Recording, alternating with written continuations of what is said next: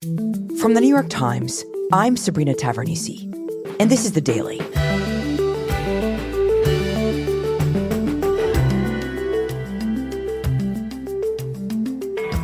Israel's stunning series of military successes against its longtime foe, Hezbollah, raised the question of whether the group's backer, Iran, would retaliate.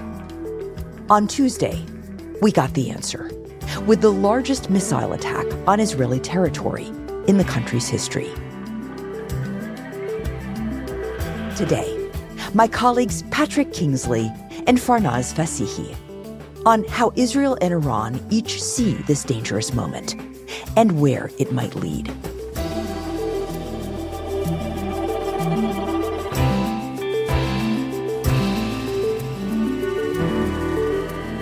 It's Thursday, October 3rd.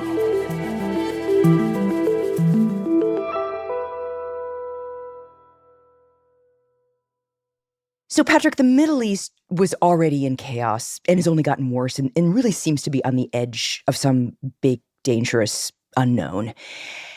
Can you give us the state of affairs at 9:50 a.m. on Wednesday?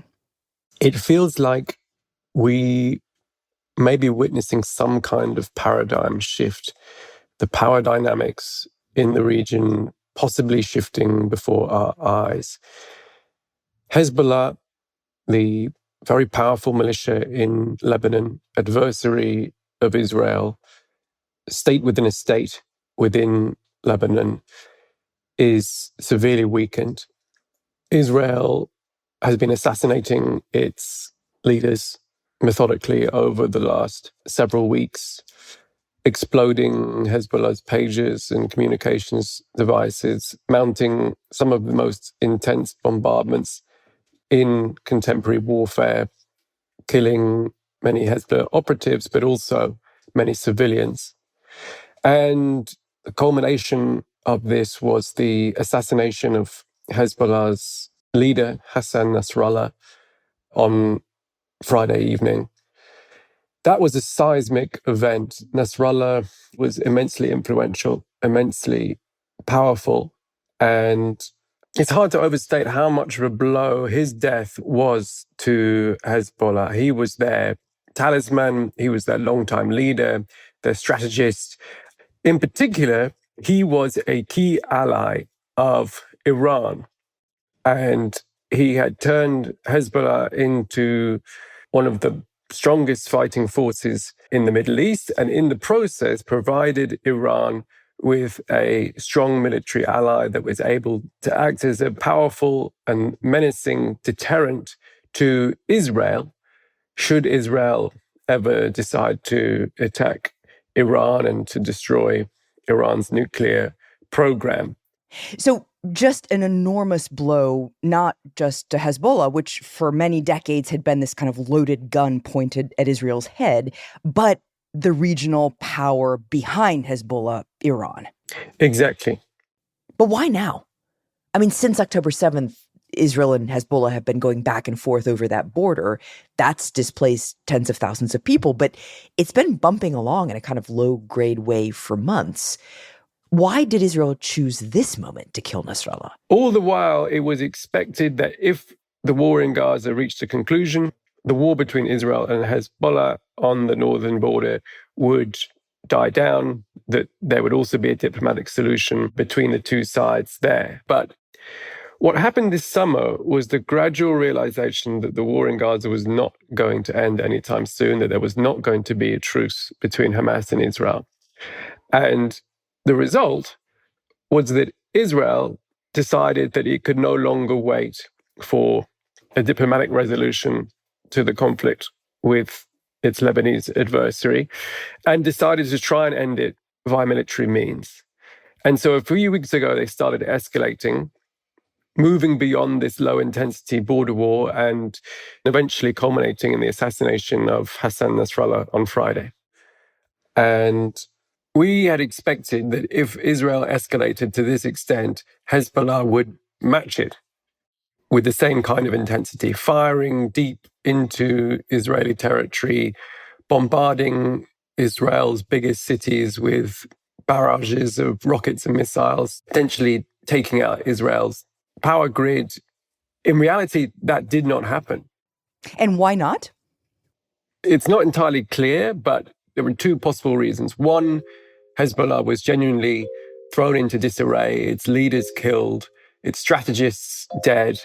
Israel may have taken out so many Hezbollah rocket stockpiles that the group simply was not able to follow through on its long-planned assaults.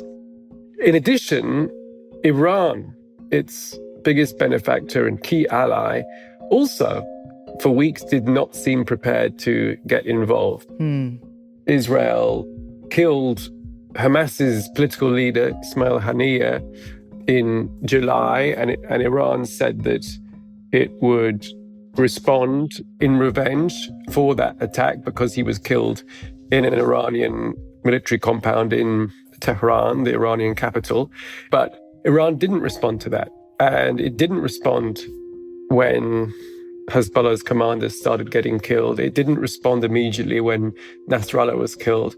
And it fell over the weekend like Israel had changed the rules of the game, that contrary to expectations, it had sufficiently instilled fear in Hezbollah and Iran, destroying their military capabilities to the extent that they were not able of firing back. And that led late on Monday to Israel taking things a step further and sending ground forces into Lebanon, invading Lebanon with several thousand troops. And it felt that Israel had been able to make more and more dramatic moves without facing significant consequence from Hezbollah and its benefactor, Iran.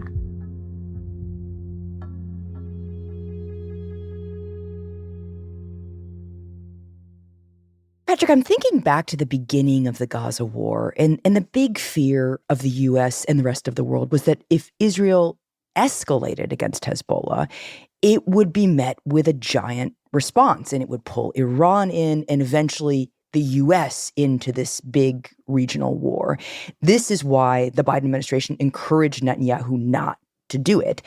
But as this was playing out, as we were watching this over the past 10 days or so, it felt like maybe everyone was wrong, like that Israel could roll through, could decimate Hezbollah, and really not face a huge consequence. Exactly. And that's how it felt until mid-afternoon on Tuesday, when we started getting reports from our sources saying that maybe Iran, after all that, was planning a massive attack. A statement just out from the White House. Here it is. Quote, the United States has indications that Iran is preparing to imminently launch a ballistic missile attack against Israel. And suddenly the assumption that Iran was not going to respond to any of these moves over the last week appeared to have been proven wrong. התקהלויות במבנים סגורים יהיו עד 300 איש, והתקהלויות בחוץ עד 30 איש. Israel implemented sudden restrictions on movement and the number of people that could gather in one place, which is always a sign that the Israeli authorities think an attack is imminent. And then at 7:30 local time,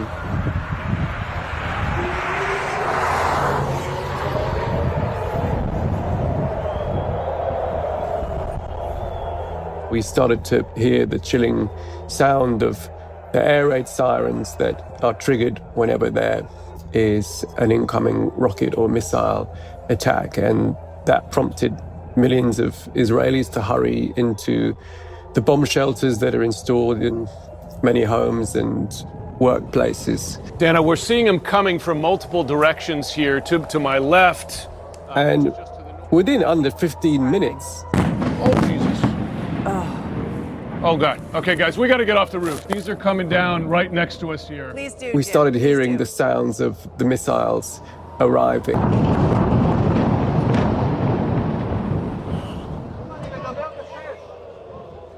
All told, Israel says that roughly 180 missiles were fired in several waves over the course of about an hour. It was one of, if not the biggest attack of its kind in the history of warfare.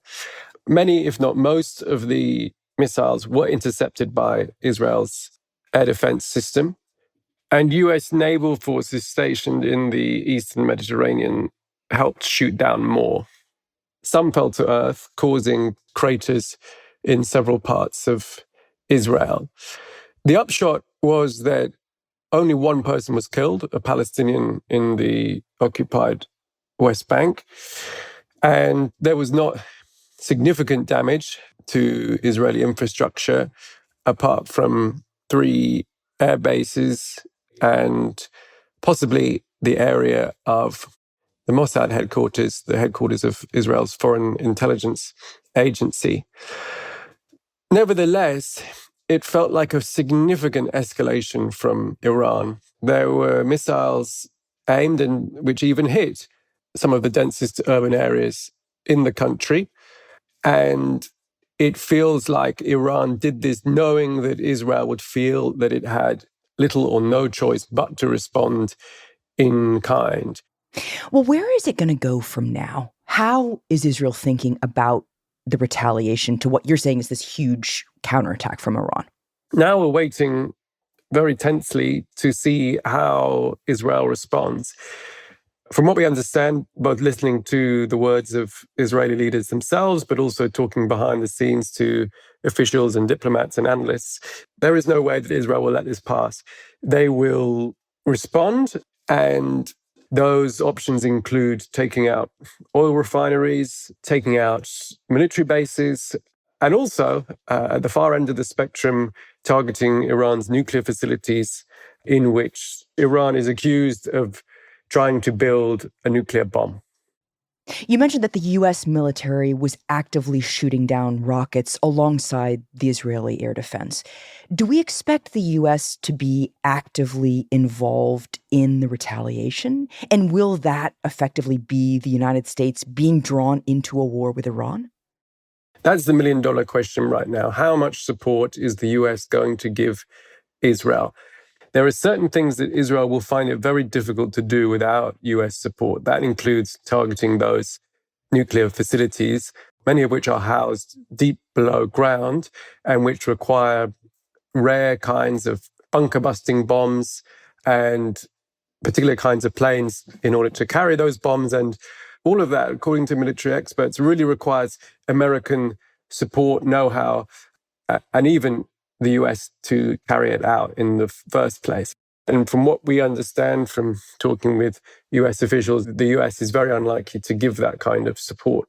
But there are still very many other options that Israel doesn't need the support of the Biden administration to carry out. And that includes targeting the oil production facilities. It includes targeting military bases.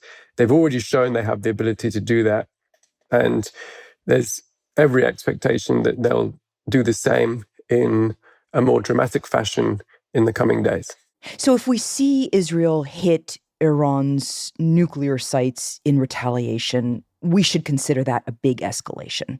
But so far, that seems unlikely, and you'd expect other targets to be hit instead. Yes, exactly. At the same time, though, you can't rule anything out. To Israel's critics, Israel is the main source of unrest in the Middle East. It's failed to reach peace with the Palestinians. It's invading Lebanon. It's bombing Beirut. But in the mind of many Israelis, they feel like they are the victims of a malign alliance led by Iran that contains many powerful proxies across the Middle East. And they feel that they have not done enough to project strength and to deter Iran and its allies from attacking Israel in the future. And the backdrop to all this is the deep feelings of guilt and regret from both Israel's military establishment and its political leadership under Benjamin Netanyahu about their failure to prevent the Hamas-led attack on October 7th last year. And it's possible that those kinds of emotions also inform their responses to subsequent threats ever since. Right, the biggest sign of weakness for Israel in a very long time, and a perception that they seem very keen to reverse. They feel they're facing an existential threat, and to combat existential threats, you have to not only project strength, but to be strong. And what makes this such a recipe for disaster is that they are not alone in this. Iran also feels more or less the same way, that they feel a threat from Israel, and they feel they have shown weakness in the past months and need to rectify that. After the break, Farnaz Fassihi on Iran's perspective. We'll be right back.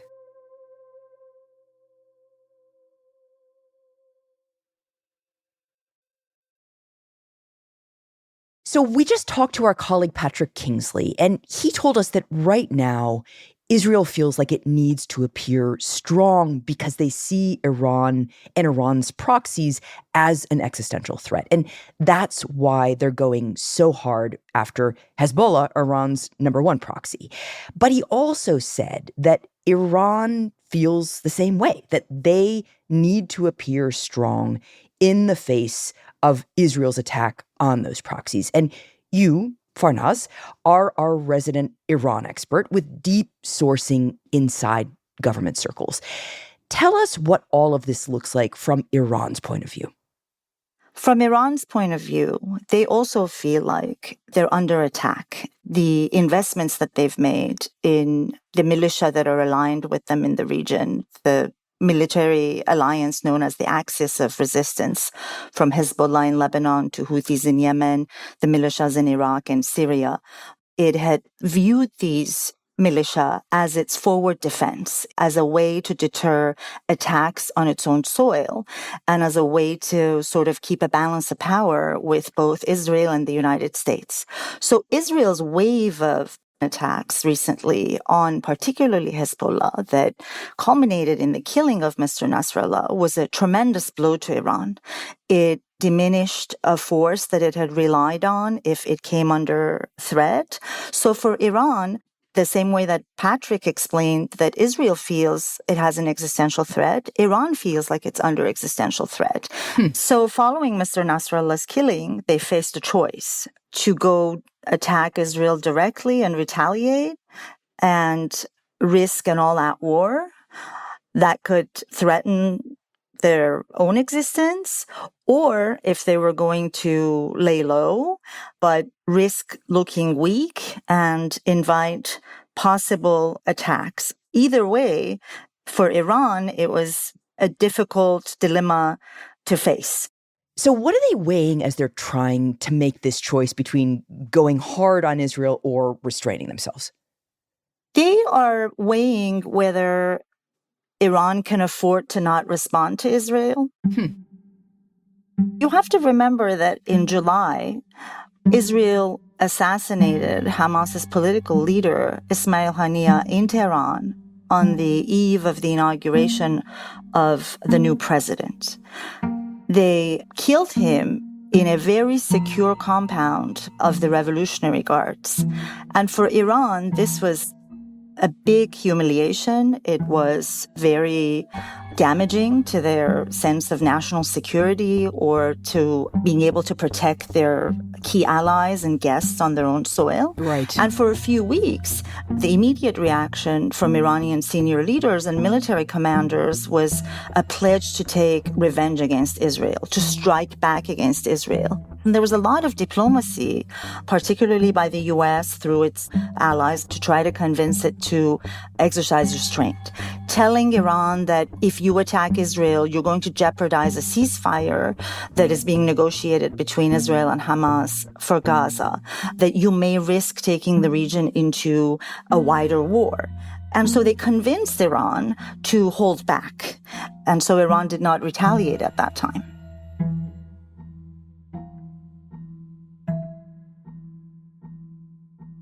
Yeah, and it felt very surprising because this was the mighty, all-powerful, much-feared Iran, and they were humiliated on their own soil, and they just don't hit back, which really defied expectations. It really did defy expectations, restraining themselves only to see in a few months that Netanyahu was more emboldened, that it went into Lebanon with the explosion of the pagers and the walkie-talkies and the strike on Hezbollah commanders and ultimately the killing of Mr. Nasrallah. Iranian officials that I've been speaking to say that in retrospect, that decision was wrong. And the reckoning inside Iran is that if they had reacted to Mr. Hania's killing, perhaps Nasrallah would be alive. And that now, looking ahead, they can't really have the world sitting with that impression, right? Israel will keep going further and further, and the world will see Iran as a kind of a paper tiger. Exactly. This is the narrative that they wanted to change, that Iran was weak, that Iran was not going to defend itself.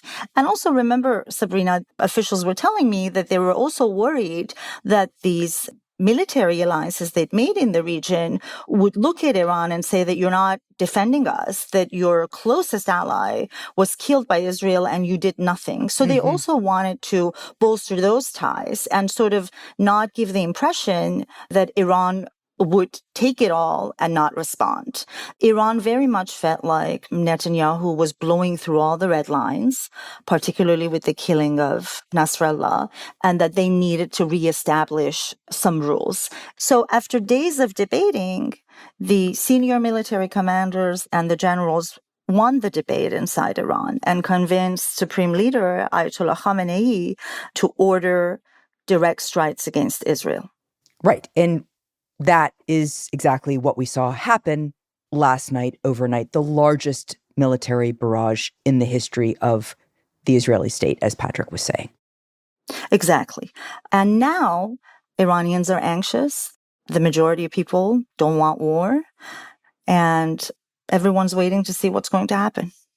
So it feels worth pointing out at this point that the Iranian response was huge and meant to inflict serious damage to Israel, but of course, it didn't succeed. So I guess the question is, did this attack make Iran look strong like they wanted?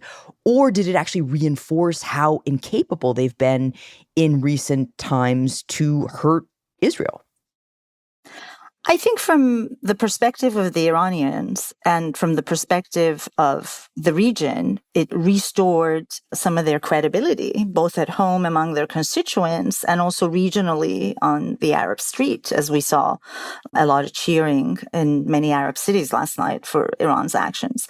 But in terms of military tactical success, you're right that if the aim was to take out Israeli military bases, they didn't achieve that because Israel has the superior military power and air force and intelligence to Iran. But if we want to take a broader look at Iran's strategy, this just escalates the stakes. It makes it a lot more difficult to calculate a war with Iran. That, sure, Iran is maybe not as strong as it wants to project, but it's not going to be defeated easily. That if Israel or the United States or its allies decide to attack it, they're going to have a wider regional chaos and mess on their hands. And I think for Iran's purposes, that message is also something that they wanted to send.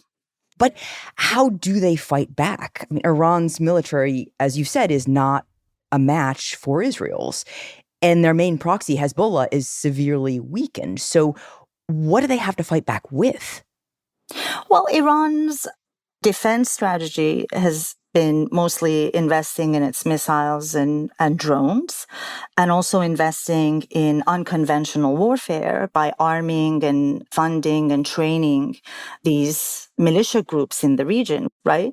So one view is that in the short term, Iran may not be a match for Israel's superior air power, but in the long term, because of these proxies and because of the investments that it has made in the region, that it could win the longer game or it could inflict more pain that way.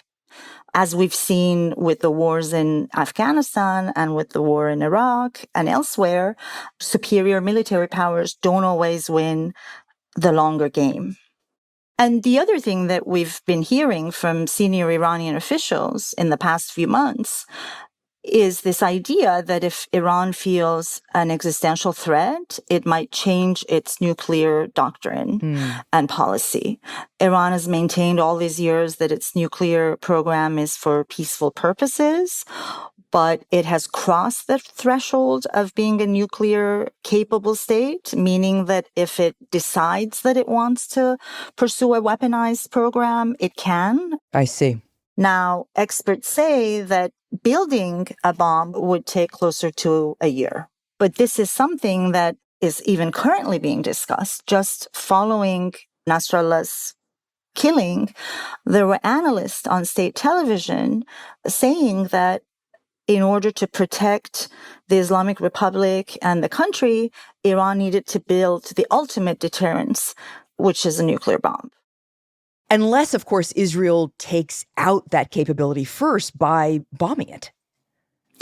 Yes, but that's very challenging. It's not easy. It would require the help of the United States. And on Wednesday, President Biden said that he's against an attack on Iran's nuclear facilities.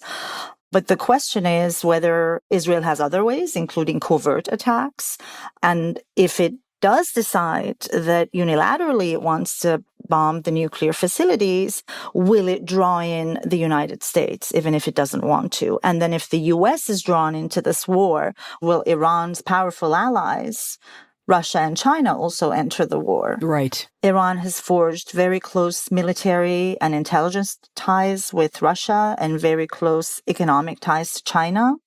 So you could see a scenario where this war and this conflict could very quickly morph into something much bigger than between Iran and Israel. And one thing we've learned from all these wars in the Middle East, from Afghanistan to Iraq to Syria and Gaza and Lebanon and now potentially Iran, is that these wars start in one way, but there's no telling how they will end and what the consequences will be and what other actors will get involved.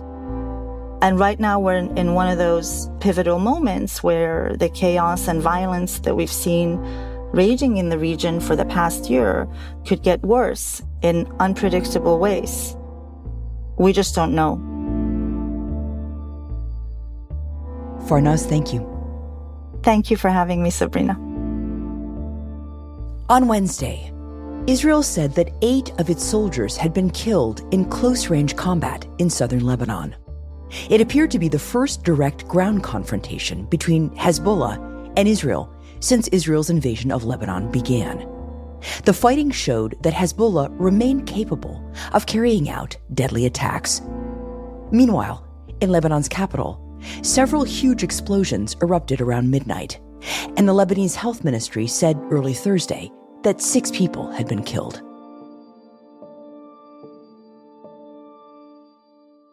We'll be right back. Here's what else you should know today. On Wednesday, a federal judge partly unsealed a new filing from special counsel Jack Smith, arguing that the case that former President Donald Trump tried to steal the 2020 election should go forward, despite a recent Supreme Court ruling on his immunity from prosecution for official conduct. Smith used the 165-page brief to paint the indictment's many individual allegations as private acts, writing that, quote, his scheme was fundamentally a private one. The brief includes new details about Trump's response to the January 6th attack on the Capitol. When an aide informed President Trump that his social media post had endangered the safety of Vice President Mike Pence, Trump responded, quote, so what? And President Biden ordered 1,000 active duty troops to help with Hurricane Helene relief efforts. At least 176 people have died, and it remains unclear how many are still missing. Biden visited North and South Carolina to assess the damage, and Vice President Kamala Harris scrapped her campaign plans in Pennsylvania and instead went to Georgia to pledge the administration's support for recovery. Today's episode was produced by Nina Feldman, Asta Chaturvedi, Luke Vanderplug, and Diana Wynn, with help from Mary Wilson and Mouj Zaidi. It was edited by Paige Cowett and Liz O'Balin. Contains original music by Dan Powell, Marian Lozano, Diane Wong, and Rowan Nemisto, and was engineered by Alyssa Moxley. Our theme music is by Jim Brunberg and Ben Landsberg of Wonderly.